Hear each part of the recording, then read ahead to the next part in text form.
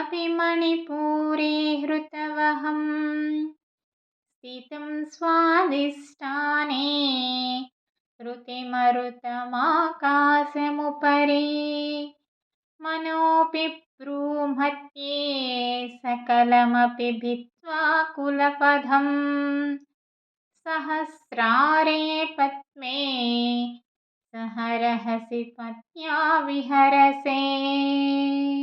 తల్లి జగజ్జనని మూలాధార చక్రమందు పృథ్వీతత్వమును, మణిపూరమందు జలతత్వమును, స్వాధిష్టానమందు అగ్నితత్వమును, హృదయమందలి అనాహితమందు వాయుతత్వమును, విశుద్ధయందు ఆకాశతత్వమును, భ్రూమధ్యమందుండు ఆజ్ఞాచక్రమందు మనస్తత్వమును ఈ విధంగా సుషుమ్నా మార్గమునంతను భేదించుకునుచూ పోయి చిట్ట చివరకు సహస్రార కమలమందు ఒంటరిగానున్న నీ పతి అయిన సదాశివునితో కలిసి రహస్యంగా విహరిస్తున్నావు.